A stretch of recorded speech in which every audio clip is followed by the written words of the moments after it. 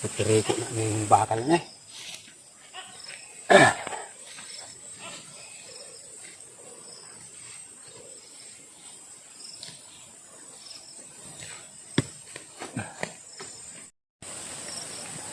Tapos,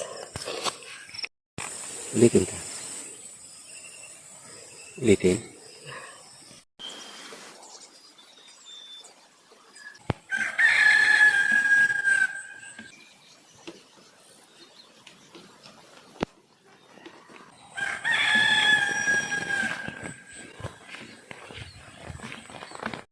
Hello guys, good morning. Dahil papakita na naman yung bangis ng haring araw. Ngayong umaga, didilig tayo ng mga alaga nating pakwan. Panto. Birada pa. Simula na naman tayong umaga't hapon dilig. Kasi dito sa amin, talagang wala na yatang balak umulan. Pero okay lang, kay ang pakwan talagang dilig ang ano niyan, kailangan. Yeah. Pati yung daanan, hinaharangan talaga. Pangyarihan ito.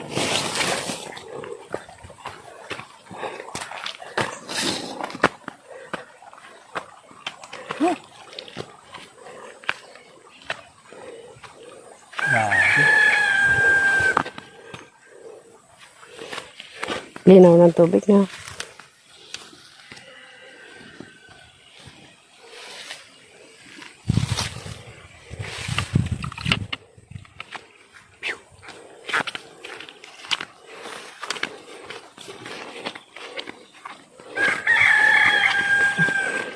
Tayo sila nakakagutom na.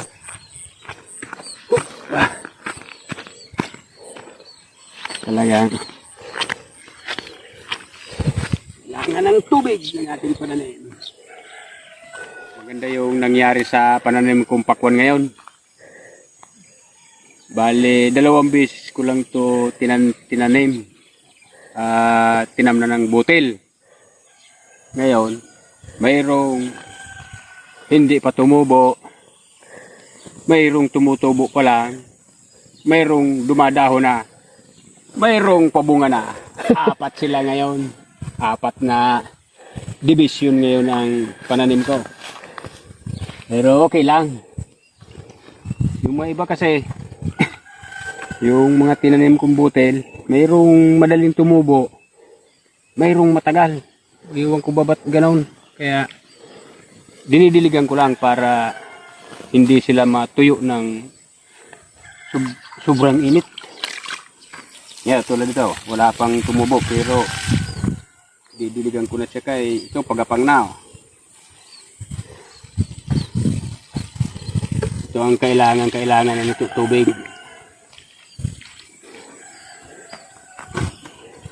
Ito. Bawat tanim ko nito, 3 butil. Mayroong tumutubo, mayroong tumubong 1, 2, bihira yung 3. Pero okay lang. Kahit pa paano, mayroong nagpapakitang tumubo sila. Kalimitan 1 lang.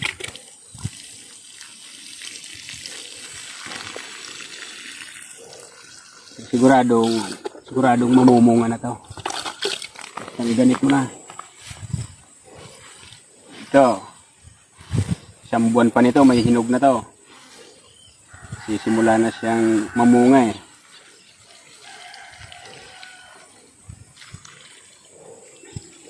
Bukas ko siya apply ng pataba. Wala pa, sige. Ito ang kalaban kong insekto. Itong kulay dilaw na to. Ito ang sumisira ng mga dahon.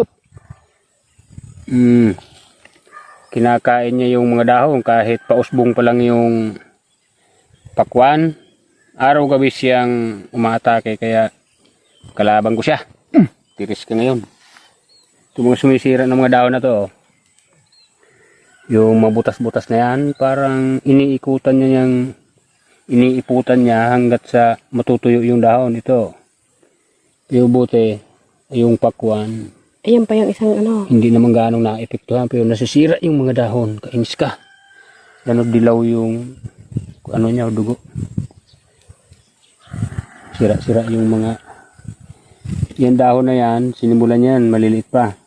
Hanggat sa paglaki, ganyan na yung itsura ng dahon niya. Buti yung talbos niya, hindi naman nasisira, kaya okay lang ang diretso pa rin ang paglaki. Maganda na pag ganito. Isang buwan, may bunga na yan. Hinog na. Meron na siyang pinapakitang bunga. Yan pero ano ko yan, tatanggalin ko pa yan. Unang bunga niya yan, tatanggalin pa yan. Tatanggalin ko pa yan. Ito pa lang, isang puno ang mamunga. Yan yung una kong tanim. Yung mga maliliit, pangalawang tanim ko yan. Kasi iwan ko ba kung ano ang dahilan. Nabansot yung mga pakwan.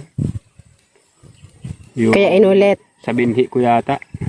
Kaya Nabansot. inulit ko siya. Nabansot yung unang tanim. Mayroong tumubo, mayroong namang hindi sabay-sabay yung tubo nila. Yung unang tanim namin ng pakwan, bansot. Kaya inulit. Pero dun sa mga bansot na yon, may lumitaw pa rin. May mga nagsitubo pa rin ng maganda, kaya hindi na namin binunot. Ayun siya. Yung pangalawa namang tanim, kukunti lang tumubo. Ang variety ng pakwan na to, Sweet 18. Baka sa sunod na tanim namin, subukan din namin ang Sweet 16.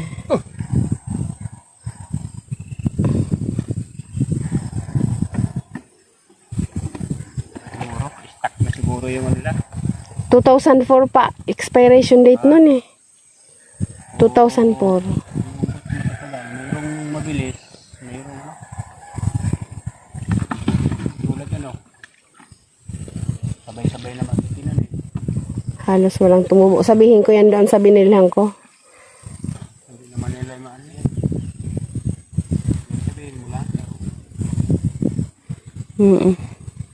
Baka bihira bumibili ng sachet kasi guys, ang binili namin sachet lang. Tag 195. Ang nangyari ngayon, nakatatlong bili ako ng sachet. Konti na lang, idadagdag, isang lata na. Mas makakatipid sana dun sa lata. Kaso ang akala ko, konti lang itatanim niya. Yung pala dinagdagan.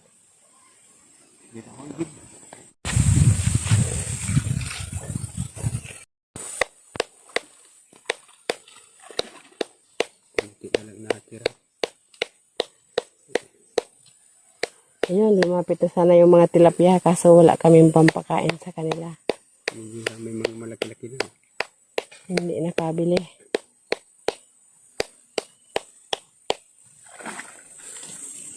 Last na yata ito. Hop!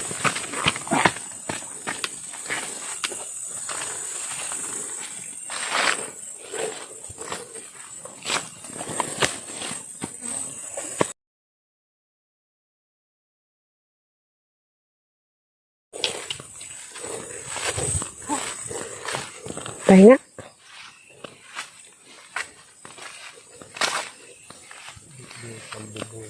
Magbubo.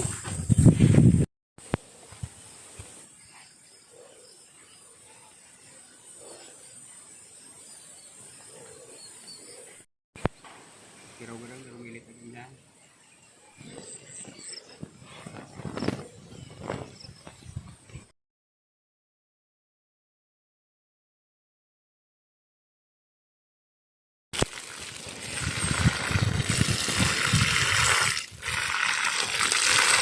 Yan, tulungan ko na kayong dilig kay kawawa ng kaya.